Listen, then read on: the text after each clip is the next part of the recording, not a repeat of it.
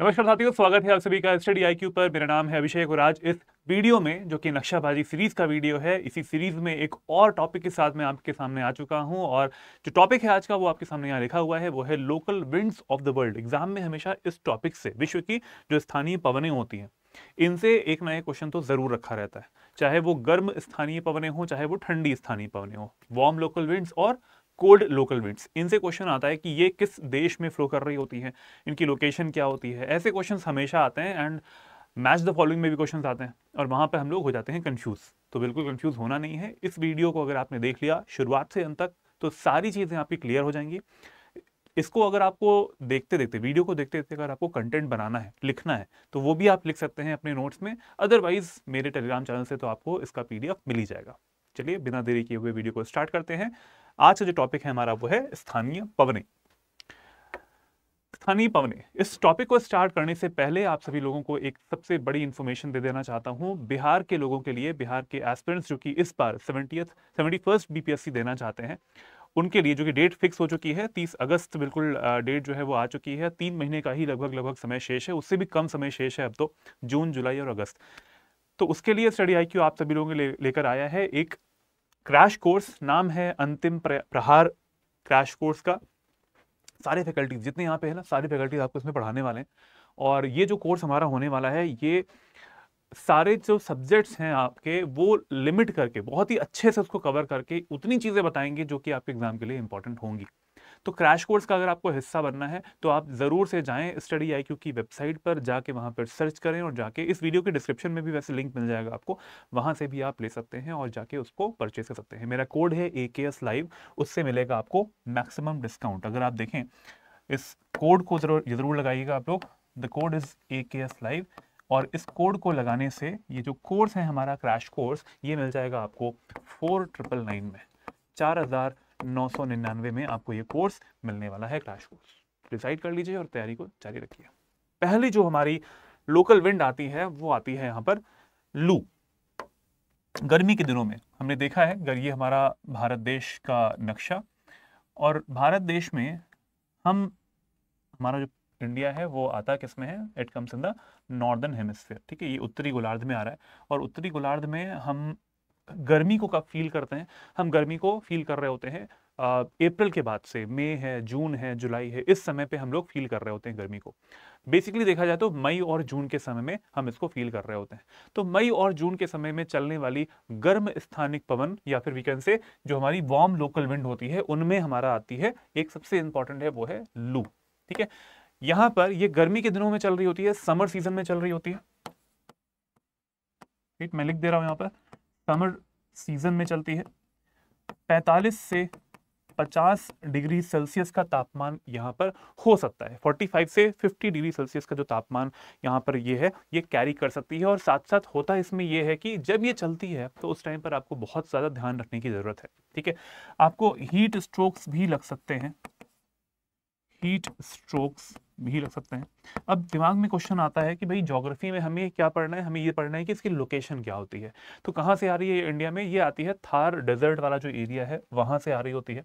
और we can से, अगर हम इंडिया की बात करें तो थार डेजर्ट ही हो गया। अगर हम पाकिस्तान की बात करें तो वहाँ पे चुलिस्तान जो डेजर्ट है, जो कि थार के साथ में लगा हुआ जो पार्ट यहाँ पर आ रहा है पाकिस्तान की तरफ से, और ये राजस्थान वाला पार्ट है, थार डेजर्ट की तरफ से जो हवाएं आ रही होती हैं, बेसिकली वो राजस्थान को इम्पैक्ट करती हैं, हरियाणा को इम्पैक्ट करती हैं, यहाँ पर दिस इज हरियाणा, दिल्ली को इम्पैक्ट करती हैं, यूपी को इम्पैक्ट करती हैं, बिहार को इम्पैक्ट करती हैं। Sometimes it goes to the West Bengal also.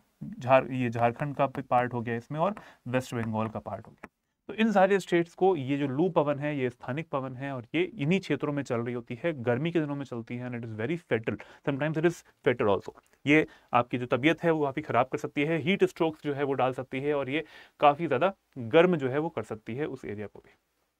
बच के रहना चाहिए। ठीक है, चलिए ये वाली बात हो गई हमारी वार्म लोकल विंड्स में। लू की इंडिया में और पाकिस्तान में चल रही होती है। अगली हमारी आती है विंड, उसका नाम आता है चिनूक। ये बहुत बहुत बार एग्जाम में आता है। चिनूक पवनें जो होती हैं, ये आपको दिख रहा होगा, north America, this is the north American part. आप यहां पर देखेंगे, दिस इज द, यहां पर आपको कौन सी एक पर्वतमाला मिलती है, वो पर्वतमाला मिलती है रॉकीज पर्वतमाला। Rockies mountain range. ठीक है, तो आपको पहली बात तो ये क्लियर होना चाहिए कि चिनूक पवन चलती कहाँ पे है। ये चलती है नॉर्थ अमेरिका में, और वी कैन से यूएसए वाला जो पार्ट है वहां पर चल रही होती है, यूनाइटेड स्टेट्स ऑफ अमेरिका, वहां पर चल रही होती है। और ये कैसी होती है, पहली बात तो आइडेंटिफाई कर लीजिए, चिनूक जो पवन होती है ये गर्म स्थानिक पवन होती है, ये वार्म लोकल विंड होती है। ठीक है, वार्म लोकल विंड होती है, और ये वेस्टर्न साइड से चल रही है, तो ये हम कह सकते हैं ये वेस्टर्ली वार्म लोकल विंड, पश्चिम दिशा से चल रही है, इस वजह से इसको वेस्टर्ली बोल दिया गया है। ठीक है, रॉकीज माउंटेन्स जो होते हैं वहां से ये चल रही होती है बेसिकली। ये जो पवन हमारी चल रही होती है ये दो तरीके की होती है, चिनूक जो पवनें होती हैं वो दो तरीके की होती हैं, एक होती है कोस्टल चिनूक पवन, एक होती है इंटीरियर चिनूक पवन। ठीक है,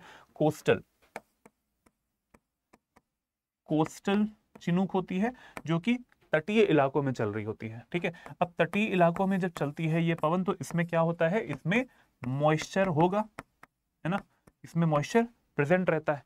लेकिन इसके अलावा जो दूसरी मैंने बताई वो इंटीरियर वाली, इंटीरियर चिनूक जो होती है वो ड्राई रहती है, क्योंकि वो interior part of the continent जो है यहां पर फ्लो कर रही होती है।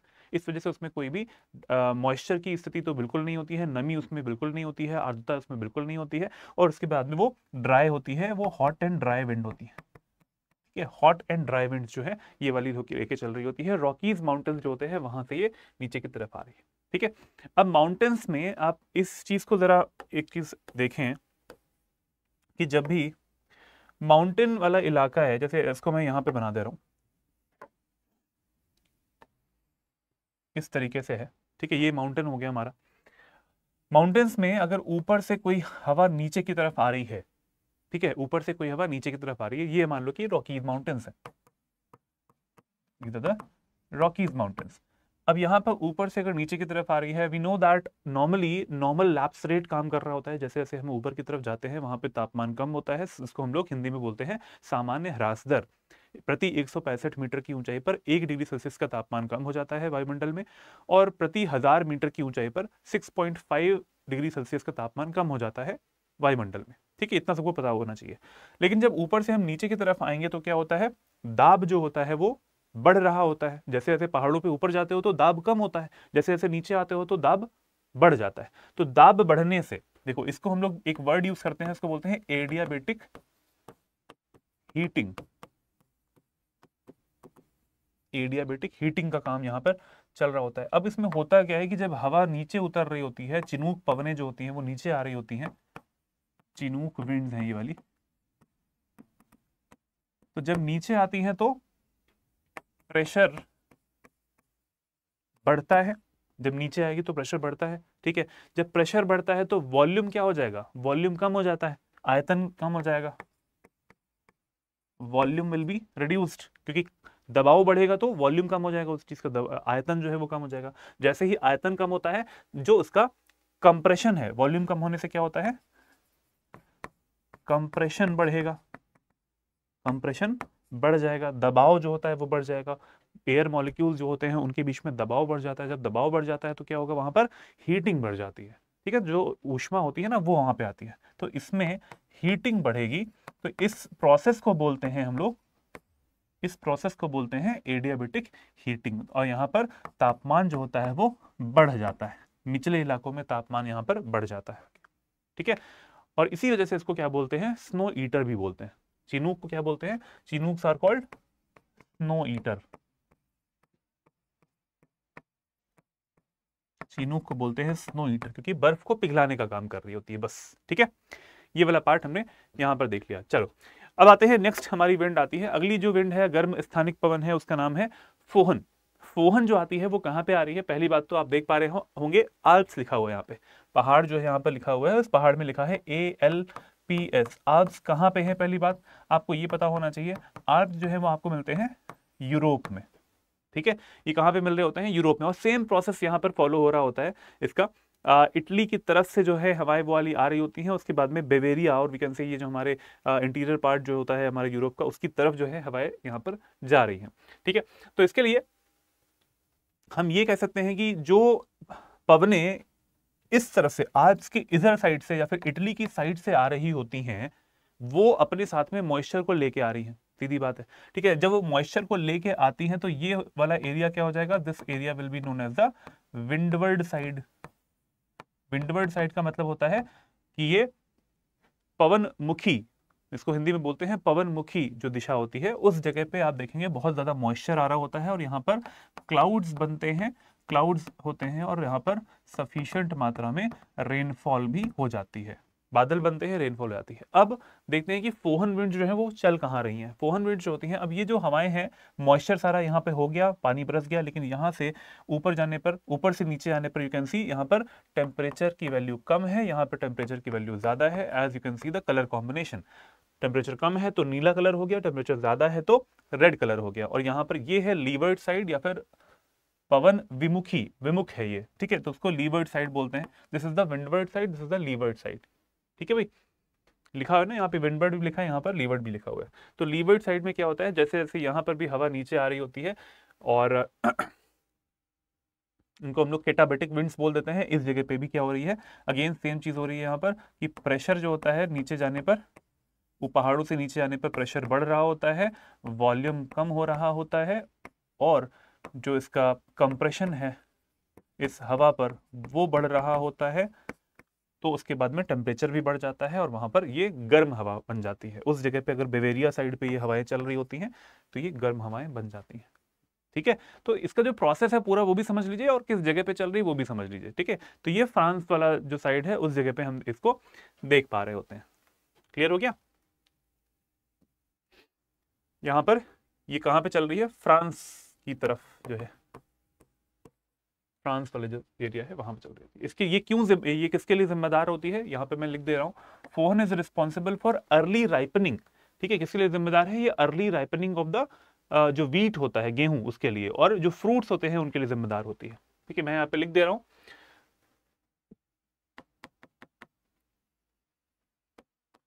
अर्ली राइपनिंग ऑफ फ्रूट्स उनके लिए जिम्मेदार है। इसके अलावा early sowing of spring wheat, गेहूं जो होता है उसको बोने के लिए जो कंडीशंस होती हैं वो जल्दी मिल पाती हैं, तो अर्ली सोइंग हम कर सकते हैं उस टाइम पे गेहूं को बोने के लिए इन क्षेत्रों में जहां पर ये हवा चल रही होती है। और जहां पे हवा चलती है वहां पर फ्रूट्स भी जल्दी पक जाते हैं, राइपनिंग ऑफ द फ्रूट्स ये जल्दी हो जाता है। ठीक है भाई, तो ये हमने यहाँ पर देखा, फोहन के बारे में देख लिया, गर्म स्थानिक पवन के बारे में हमने देख लिया। अब आते हैं हम लोग अगली पवन पे। अगली जो हमारी पवन है वो भी हमारी कैसी है, वो भी वार्म लोकल विंड है। और ये कहाँ पे चल रही है, मैप में आप देख पा रहे हैं, ये चल रही है अफ्रीका महाद्वीप में। नाम क्या है इसका, नाम है इसका हर्मैटन। याद रखिएगा, मैंने कॉम्बिनेशन ऐसे बना रखा है कि जो विंड है उसका नाम यहाँ पे लिखा है, उसके सामने गर्म स्थानिक पवन है, इट मीन्स इसका जो कलर है वो भी मैंने रेड कर रखा है, जिससे कि चीजें याद भी रहेंगी। चलो, इसका नाम क्या है, इसका नाम है हर्मैटन विंड्स। ठीक है, हर्मैटन विंड्स कैसे चल रही होती है, यहां से चल रही होती है। ठीक है, ये हमारी देखो यहाँ पे बना हुआ है, ये हर्मैटन विंड्स है, ये ऐसे चल रही होती है। यहाँ पे क्या पड़ता है, सहारा डेजर्ट पड़ता है। ठीक है, यहाँ पर पड़ता है आपको सहारा का मरुस्थल, सहारा डेजर्ट पड़ता है, और सहारा डेजर्ट से हवाएं चल रही होती हैं टुवर्ड्स दिस वी कैन से गिनी साइड पे, ठीक, गल्फ ऑफ गिनी साइड पे यहाँ पर चल रही होती हैं। अब हमें ये पता है कि this line is equator line, 0 degree line होती है, और 0 डिग्री लाइन जो होती है उस जगह पे हमें पता है कि वहां पर मौसम कैसा बना रहता है, हमेशा वहां पर मॉइस्चर बहुत ज्यादा रहता है, नमी बहुत ज्यादा होती है। ठीक है, तो इक्वेटर के पास में इक्वेटोरियल रीजन होता है, विषुवत रेखीय क्षेत्र होता है, और वहां पर हमेशा क्या होती है, हमेशा नमी या फिर आर्द्रता जो होती है वो बहुत ज्यादा बनी रहती है, बारिश बहुत ज्यादा हो रही होती है उस जगह पे, और ये सब चीजें देखने में हमें मिलता है। ये जो हवाएं होती हैं ये कैसी हैं, वार्म है, और वी कैन से ये हमारी ड्राई विंड्स होती हैं, क्योंकि ड्राई एरियाज से चल के आ रही हैं। सहारा डेजर्ट बहुत ही शुष्क डेजर्ट है, वहां से हवाएं चल के आ रही होती है, बहुत ही शुष्क होती हैं। अब इस वजह से ये जो शुष्क हवाएं जब इन क्षेत्रों की तरफ आ रही होती हैं, गल्फ ऑफ गिनी की तरफ आ रही होती हैं, यहाँ पर आपको गल्फ ऑफ गिनी पड़ रहा होता है, यहाँ पे लिख दे रहा हूं, गल्फ ऑफ गिनी की तरफ आ रही होती हैं, तो वहां पर जो मॉइस्चर होता है ना उसको समाप्त करने का काम करती है। कोई गर्म हवा किसी भी मॉइस्चर वाले एरिया की तरफ जाएगी तो क्या करेगी, मॉइस्चर को समाप्त करने का काम करेगी। तो वही चीज यहाँ पे भी कर रही है, इसी वजह से इसको एक नाम दिया जाता है, इसको बोलते हैं डॉक्टर, डॉक्टर विंड्स बोलते हैं, या फिर इसको बोलते हैं गिनी डॉक्टर, GUI गिनी डॉक्टर बोलते हैं। अब देखो, गिनी डॉक्टर का मतलब ये है कि जब हमें ये भी पता होना चाहिए कि जब भी मॉइस्चर वाला एरिया जहाँ पे रहता है वहाँ पर बीमारियाँ बहुत सारी पनप सकती हैं, राइट। मच्छर जो होते हैं, मॉस्किटोज बहुत ज़्यादा पनप सकते हैं। तो ये जो शुष्क हवाएं जब यहाँ पर चल रही के आ रही होती हैं तो यहाँ पर ये मॉइस्चर को ख़त्म करती हैं। मॉइस्चर को ख़त्म करेंगी तो वो बीमारियाँ भी ख़त्म हो जाएंगी। तो डॉक्टर का काम क्या होता है? बीमारियाँ ख़त्म करना। इस वजह से इसका नाम रखा गया है गिनी डॉक्टर। ठीक है, ये हमारी कैसी होती है? वार्म लोकल विंड्स होती हैं। हरमैटन एक वार्म लोकल विंड है और कहाँ पे चल रही होती है? वेस्ट कोस्ट ऑफ अफ्रीका की तरफ चल रही होती है। ठीक है, अफ्रीका महाद्वीप में चल रही है, वेस्ट कोस्ट ऑफ अफ्रीका। ये पश्चिमी जो कोस्ट है वहां पर चलेगी और इसकी दिशा इस तरीके से हम देख पा रहे हैं, सहारा डेजर्ट के ऊपर से होते हुए आती है। चलिए नेक्स्ट, अगली जो स्थानिक पवन है उसका नाम आता है सैंटा आना। सैंटा एना इसका नाम है और वो भी क्या है? वार्म लोकल विंड हमारी होती है। कहाँ पे चल रही है ये? आपके सामने मैप जो बना हुआ है, इस मैप में आप देखेंगे रेड कलर से इसकी डायरेक्शन है और डायरेक्शन जो है वो कहाँ से आ रही है? नॉर्थ ईस्ट की तरफ से ये आ रही होती है। और ये कहाँ पे चल रही है? एक स्टेट है कैलिफोर्निया स्टेट। ठीक है, कैलिफोर्निया स्टेट में आप यहाँ पर इसको देख पा रहे हैं कि ये चल रही है। और कैलिफोर्निया स्टेट जो है ये one of the biggest, one of the important state है हमारे यूनाइटेड स्टेट्स का। अब क्योंकि ये ऐसी पवन है जो कि वार्म लोकल विंड होती है और ये सैंटा एना जो होती है वो एक तरीके से इतनी शुष्क होती है, इतनी गर्म होती है कि ये क्या करती है? ये जो जंगल वाला इलाका है जहाँ पर भी पेड़ पौधे होते हैं वो शुष्क एरिया हो जाते हैं और वहाँ पर गर्मी जो होती है वो क्रिएट कर देती है। कभी कभी वहाँ पर फॉरेस्ट फायर्स भी डेवलप हो जाती हैं। तो it is responsible for forest fires also. ठीक है, इट इज रिस्पॉन्सिबल फॉर वनाग्नि, बोलते हैं इसको वनाग्नि। ठीक है, ये वनाग्नि के लिए जिम्मेदार होती है। तो फॉरेस्ट फायर्स के लिए भी ये काफी ज्यादा जिम्मेदार है, क्लाइमेटिक हैजार्ड बना देती है। ठीक है, it is responsible for climatic hazard development, उसके लिए भी जिम्मेदार हो जाती है ये। एक्सट्रीम ड्राइनेस, ठीक है, extreme dryness and high temperature, extremely dryness as well as the high temperature area। ठीक है, तो ये क्लियर हो जाएगा कि सेंटा एना जो है वो कहाँ पे चल रही है? वो यूएसए में चल रही है, कैलिफोर्निया स्टेट के पास में। चलो नेक्स्ट आते हैं, अगली जो पवन आती है इसका नाम है नॉर्थ ईस्टर्स। नॉर्थ ईस्टर्स जो है वो कहाँ पे चल रही है? ये यूनाइटेड स्टेट्स ऑफ अमेरिका, ये यूनाइटेड स्टेट्स ऑफ अमेरिका वाला पार्ट है। इसके नॉर्थ ईस्ट साइड में, नॉर्थ ईस्ट की तरफ से चल रही होती है। इसको हम लोग क्या बोल रहे होते हैं? नॉर्थ ईस्टर्स बोल रहे होते हैं। ठीक है, तो ये क्या होती है? इनको बोलते हैं नॉर्थ ईस्टर्स और ये नॉर्थ ईस्ट की तरफ से चल रही है, इसी वजह से इसका नाम नॉर्थ ईस्टर होता है। कहां पे है ये आपको मिल रही है north east of the United states of America. Place क्या है इसकी? North east of United states of America, USA के नॉर्थ ईस्ट की तरफ से चल रही होती है नॉर्थ ईस्टर्स। ठीक है भाई, इतना क्लियर हुआ। यहां पर नॉर्थ ईस्टर्स जो होती है नॉर्थ ईस्ट की तरफ चल रही है। इतना प्लेस के लिए इतना समझ लीजिएगा आप लोग कि ये हवाएं इस तरफ ही चलेंगी। और यहाँ पर आपको पता होना चाहिए कि एक रेंज होती है, इसका नाम होता है अपलेशन रेंज। अपलेशन माउंटेन्स जो होते हैं वो यहाँ पर पड़ रहे होते हैं, इस जगह पे यहाँ पे पड़ रहे होते हैं, ये यूएसए और कनाडा के पास में। उसके ईस्ट में आपको ये नॉर्थ ईस्टर्न विंड्स मिल जाती हैं। चलो अब आते हैं नेक्स्ट आते हैं हम लोग नॉर्थ वेस्टर्स पे। नॉर्थ ईस्टर्स हो गई हमारी, जो कि यूएसए में चल रही होती है, नॉर्थ ईस्ट ऑफ यूएसए में। अब आते हैं नॉर्थ वेस्टर्स पे। नॉर्थ वेस्टर्स जो पड़ रही होती हैं वो कहाँ पे चल रही है? ये कौन सा वाला पार्ट है आप देख पा रहे हैं? ये है न्यूजीलैंड। ठीक है, ये कौन सा देश है? ये है न्यूजीलैंड। और न्यूजीलैंड में आपको चलती है कौन सी? ये वाली जो हवाएं चल रही होती हैं यही हमारी नॉर्थ वेस्टर्स होती हैं। नॉर्थ वेस्ट की तरफ से आ रही है, इस वजह से इसको नॉर्थ वेस्टर बोला गया है।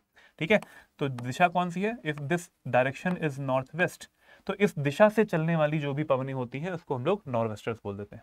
अब एग्जाम में क्या आता है? नॉर्थ वेस्टर्स कहाँ पे चलती हैं? तो वो चलती है हमारे यहाँ पर। ठीक है, ये जो न्यूजीलैंड वाला पार्ट है वहां पर आप इसको देख पा रहे हैं, गर्म स्थानिक पवन।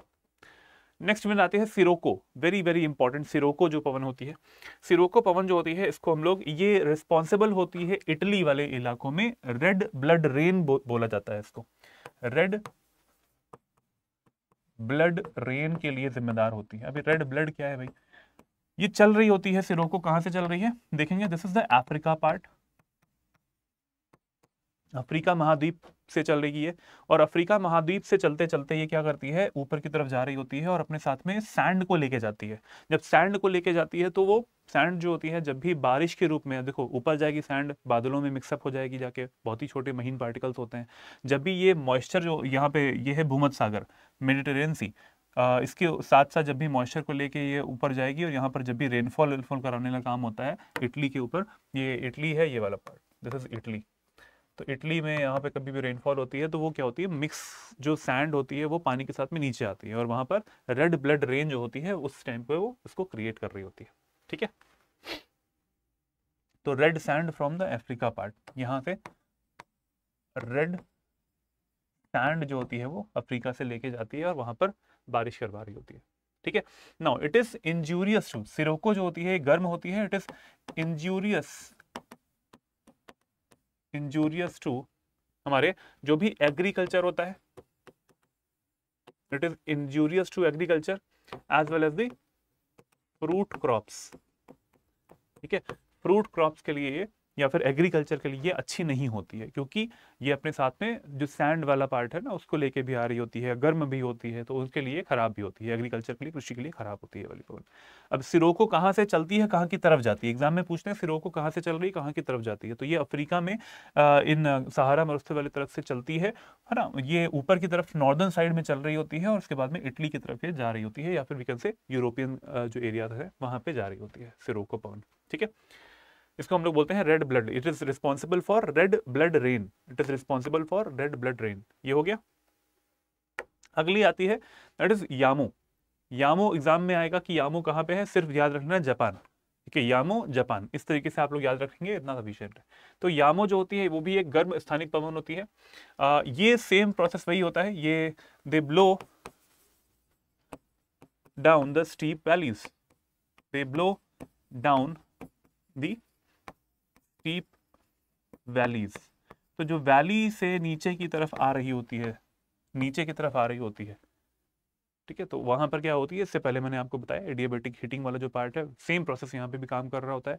हवा नीचे आ रही होती है तो उसका प्रेशर बढ़ रहा होता है, प्रेशर बढ़ता है तो वहां पर आयतन कम हो जाता है, वॉल्यूम कम हो जाता है, तो वहां पर कंप्रेशन बढ़ता है, कंप्रेशन बढ़ने से तापमान बढ़ जाता है। तो ये पूरा प्रोसेस होता है एडियाबेटिक हीटिंग का।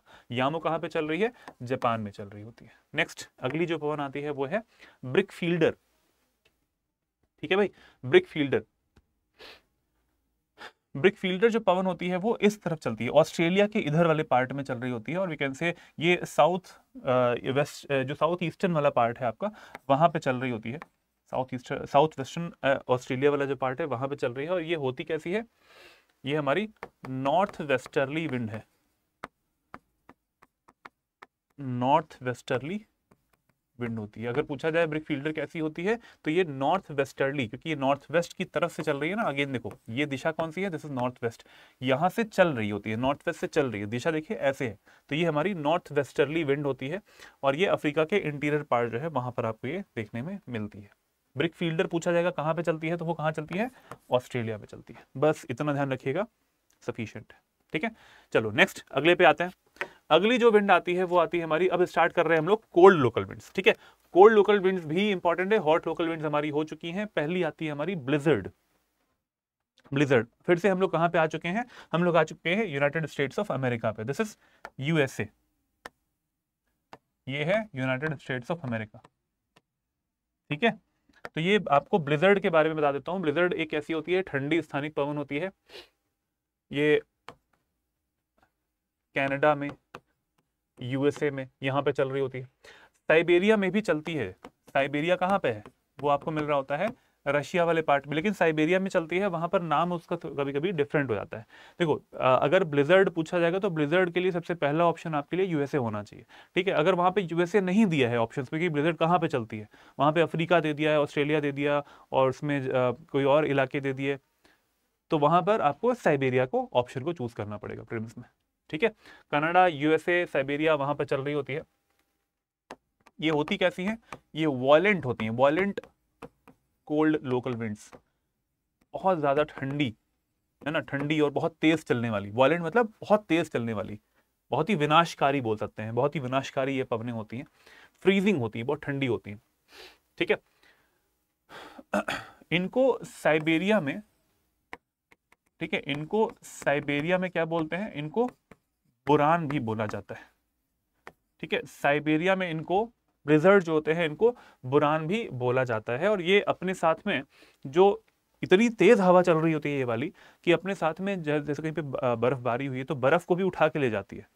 ठीक है, तो अपने साथ में जो बिल्कुल ऐसे कहीं पर बर्फबारी हुई है तो उस बर्फबारी में से बर्फ को उठा के ले जाना और जिस जगह पे ले जाना वहां पर जाके एकत्र कर देना, वहां का तापमान कम कर देना, ये इसका काम होता है ब्लिज़र्ड का।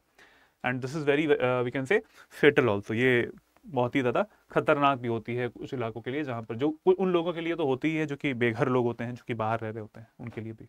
ठीक है, तो ये कोल्ड लोकल विंड हो गई हमारी Blizzard, and is responsible for thunderstorms हैं, रेनफॉल है, ये सब हवाएं बहुत चल रही होती हैं इसमें। नेक्स्ट आते हैं हम लोग, अगली हवा आती है वो कौन सी है, वो है बोरा। बोरा हवा कहाँ पे है, ठीक है, तो इसके बारे में लिख दे रहा हूं। ये कहाँ पे चल रही है, ये हमारी चल रही है यूरोप वाले पार्ट में। ठीक है, ये है यूरोप वाला पार्ट, और यूरोप में आप देख पा रहे हैं ये चल कहाँ पर रही है, क्रोएशिया की साइड से चल रही है, और बेसिकली आ किधर रही है, वो आ रही है एड्रियाटिक सी की तरफ।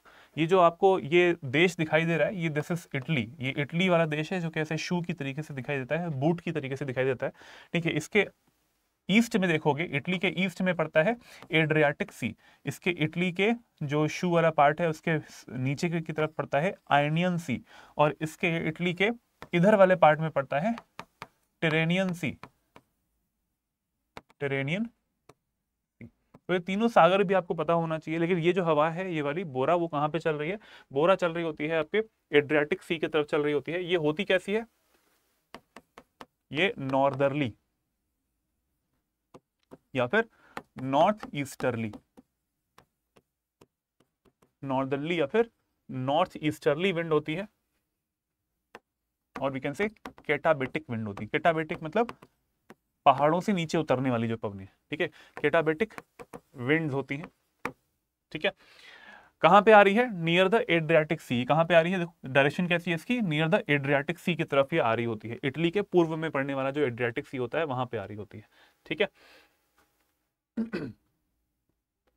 यहां पर अगर मैंने बोला है कि कैटाबेटिक है, पहाड़ से नीचे की तरफ निकल रही होती है, तो यहाँ पे कौन से पहाड़ मिल जाएगा आपको, आप लोग जरा कमेंट बॉक्स में बताइएगा, यहाँ पे कौन सा पहाड़ मिल जाएगा। यहाँ पर आपको मिल रहा है, आपको जो ALPS आल्प्स होते हैं ना, तो आल्प्स जो होते हैं वो आपको यहाँ पर मिल जाते हैं। आल्प्स यूरोप में आपको कौन से मिलते हैं, यूरोप में आपको आल्प्स मिलते हैं। तो आल्प्स जो होते हैं वहां से नीचे की तरफ आ रही होती है, और ये भी अपने ये भी एक तरीके की ठंडी पवन होती है। बोरा जो होती है ये भी ठंडी पवन होती है। ठीक है, extremely cold, it is very cold here. ठीक है भाई, अगली जो पवन है वो हमारी आ जाएगी बोरा। इस तरीके से काम करे, how does the Bora wind form, Bora wind form कैसे कर रही होती है, ये आल्प्स ही है जो मैंने आपको बताया अभी। ठीक है, विंड्स चल रही होती हैं और ये ठंडी पवनें हैं ऊपर से नीचे की तरफ आ रही हैं। नेक्स्ट अगली जो पवन आती है वो आती है मिस्ट्रल। मिस्ट्रल कहाँ से चल रही है, मैप आप देखिए जरा, मिस्ट्रल कहाँ से चल रही है, ये फ्रांस देश है ना, फ्रांस देश है। तो फ्रांस देश में भी आप जानते हैं, इटली में भी आप जानते हैं, इसके पास में आप स्विट्जरलैंड भी आपको मिल जाएगा, तो स्विस आल्प्स मिलते हैं वहाँ पे, फ्रेंच आल्प्स मिलते हैं, ALPS आल्प्स मिलते हैं।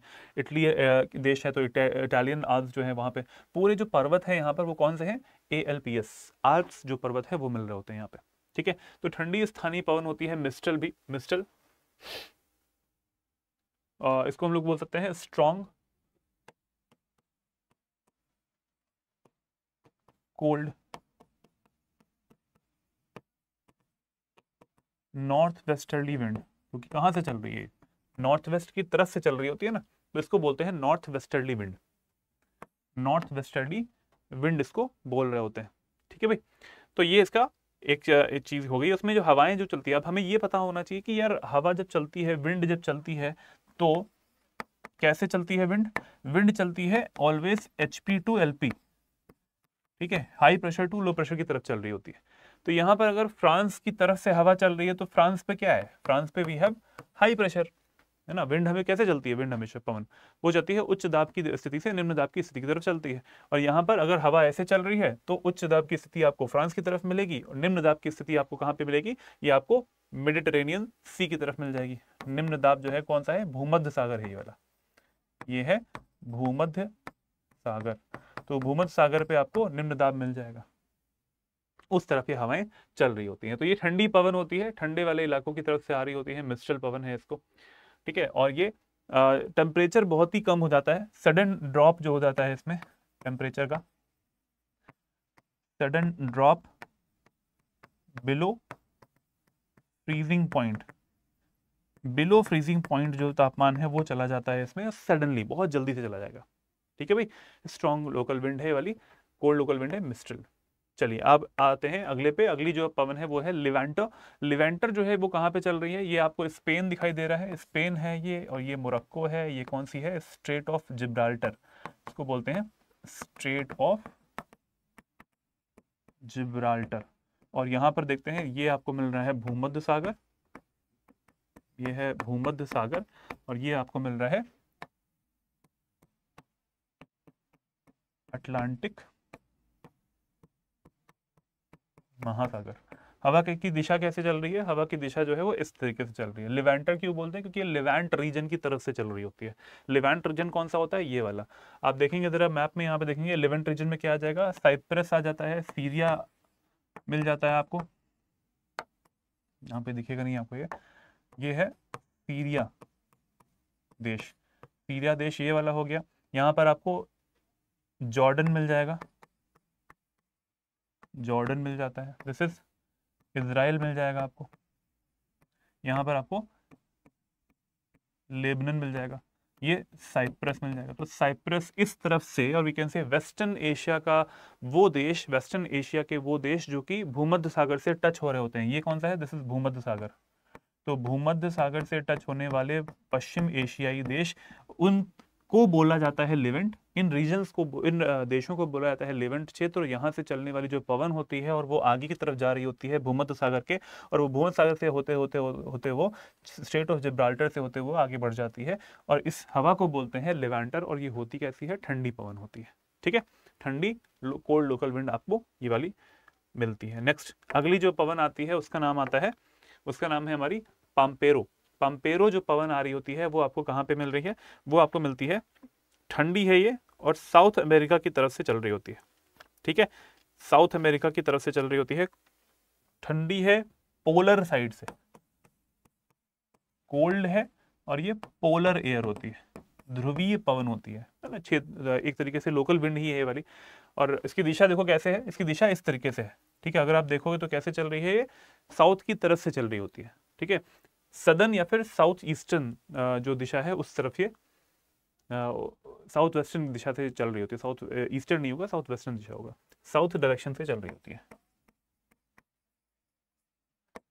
सदर्न डायरेक्शन, दक्षिणी दिशा से चल रही होती है, ठीक है भाई। तो ये कहाँ पे चल रही है आपको, ये चल रही होती है आपको साउथ अमेरिका में। और ये जो साउथ अमेरिका में पंपास के ग्रासलैंड होती है ना, पंपास, वहां पे चलती है, पंपास ग्रासलैंड वाले क्षेत्रों में, पंपास ग्रासलैंड वाले क्षेत्रों में चलने वाली पवन होती है पंपेरो, ठीक है भाई, हो गया। नेक्स्ट आते हैं हम लोग, पंपेरो जैसे ये हो गया ना, ये साउथ अमेरिका आपको मिल रहा है, और साउथ अमेरिका में लोकल विंड है पंपेरो, ये इस तरीके से चल रही है, ठीक है, पंपास वाले। नेक्स्ट आती है पुनास। पुनास जो है वो कैसे चल रही होती है, पुनास जो होती है वो भी एक कोल्ड लोकल विंड है, कोल्ड एंड ड्राई विंड होती है। मैं लिख दे रहा हूं यहाँ पर जो भी इसमें इंपॉर्टेंट चीजें होती हैं, it is cold and dry wind, it is cold and dry wind. और ये कैसे चल रही होती है, आपको पता है, ये आपको मिलते हैं यहाँ पर एंडीज पर्वतमाला, ठीक है। ये क्या है, this is Andes mountains in south America, Andes mountains in south America, ठीक है। तो पुनास कैसे चल रही होती है, वेस्टर्न साइड जो है, इसके वेस्टर्न साइड, एंडीज के वेस्टर्न साइड से चल रही होती है ये वाली, एंडीज के वेस्टर्न साइड से चल रही होती है ये वाली पवन, ब्लोज फ्रॉम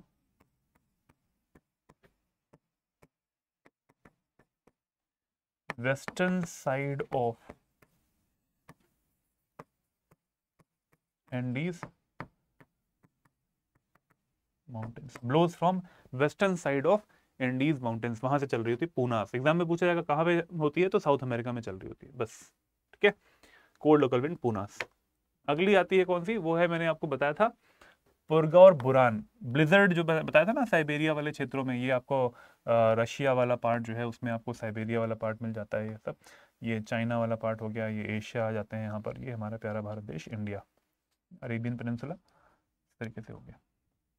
ठीक है, यहाँ पर देखो ये है बुरान, और बुरान कहाँ पे चल रही है, साइबेरिया। जब मैंने आपको ब्लिजर्ड बताया था तो ब्लिजर्ड वाले एरिया में मैंने बताया था आपको कि इसको बुरान भी बोला जाता है साइबेरिया में।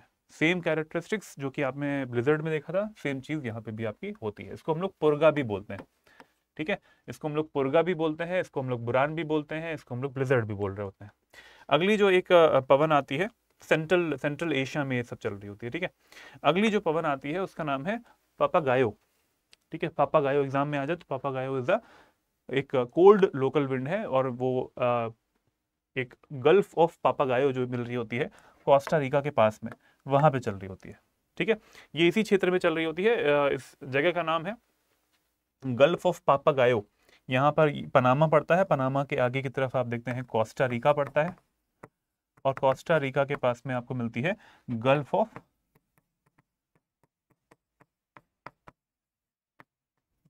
पापागायो। ठीक है, गल्फ ऑफ पापागायो की तरफ ये हवाएं जो है वो चल रही होती हैं, और ये एक कोल्ड लोकल विंड का काम कर रही होती है। North easterly cold violent winds, पूरी इंफॉर्मेशन इनकी है। नॉर्थ ईस्टर्ली, नॉर्थ ईस्ट की तरफ से चल रही होती हैं ये वाली पवनें, गल्फ ऑफ पापागायो की तरफ जा रही होती हैं, है ना। और ये कैरिबियन सी से होते हुए, ये कैरिबियन सी है। ठीक है, कैरिबियन सी से होते हुए जाती है कोस्टा रिका से होते हुए गल्फ ऑफ पापागायो की तरफ। ठीक है, ये हमारी पापागायो हो गई। नेक्स्ट आते हैं हम लोग, वो है तिहोंते पेसर। नाम है इसका तिहोंते पेसर, और ये तिहोंते पेसर जो एक है ये भी हमारी कोल्ड लोकल विंडी होती है। ठीक है, कोल्ड लोकल विंडी होती है, इसके बारे में भी लिख देता हूं मैं। ये जो पवन होती है ये भी violent northern cold local wind है। आप समझ ही गए होगे मैप देख के ये कि कौन सा एरिया आपको पड़ रहा है। ये मैक्सिको है, यहाँ पर आपको कोस्टा रिका ये देश पड़ जाता है, ये पनामा पड़ जाता है, ये कोलंबिया, इट मीन्स ये साउथ अमेरिका वाला पूरा महाद्वीप जो है वो यहाँ पे मिल जाएगा। This is the central America वाला पार्ट। मैक्सिको से ऊपर जितना भी पार्ट है वो हमारा नॉर्थ अमेरिका में चला जाता है। तो ये कहाँ पे आ रही है, ये अभी आपको मिल पाती है कहाँ पे, गल्फ ऑफ तिहोंते पेसर के पास में। ठीक है, यहाँ अगर तिहोंते पेसर बोलेंगे तो कहाँ पे आ रही है ये है गल्फ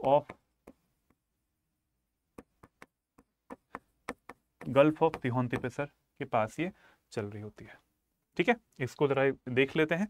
ये भी ठंडी है पवन है। गल्फ ऑफ तिहोंते पेसर जो है आपको यहाँ पर मिल जाएगी, तिहोंते पेसर विंड।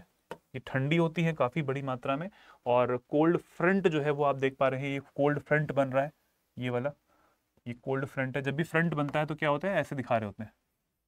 ठीक है, अगर आपने पढ़ा है फ्रंट्स में तो फ्रंट्स हमेशा इस तरीके से रहता है, बट ब्लू कलर से होता है वो। ठीक है, ये मैंने रेड कलर से यूज कर रहा था इस वजह से मैंने बोला। ठीक है, तो ये कोल्ड लोकल विंड्स होती है, तिहोंते पेसर विंड, और ये आपको सेंट्रल जो अमेरिका है वहां पर चल रही होती है तिहोंते पेसर विंड्स। ठीक है भाई, इतना क्लियर हो गया।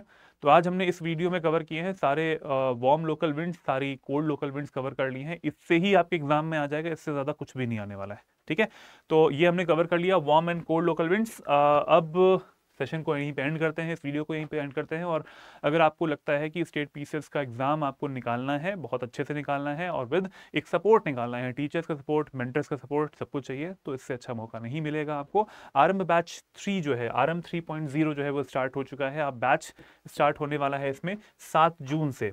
तो 7 जून से पहले पहले अगर आप एडमिशन ले लेते हैं तो बहुत बढ़िया रहेगा। इसमें हम लोग क्या करते हैं, इसमें हम लोग प्री मेंस और इंटरव्यू की तैयारी पूरी इसमें करवाते हैं। फाउंडेशन का बैच है ये वाला, तो फाउंडेशन में बिल्कुल बेस लेवल से आपको पढ़ाना जरूरी होता है। मेरा कोड अगर आप AKS5 यूज करेंगे, जो कि यहाँ पर भी लिखा होगा, अभी नीचे की तरफ आ गया, हाँ AKS5 यहाँ पे आ गया, इसका यूज करेंगे तो मैक्सिमम डिस्काउंट आपको मिल जाएगा इस कोर्स में, और आपको सारे फीचर्स अपने मिलने वाले हैं। लाइव क्लासेस मिलती हैं, मेंटरशिप मिलती है, मेरी मेंटरशिप मिल जाएगी, 2 साल के लिए कोर्स वैलिड रहेगा आपका।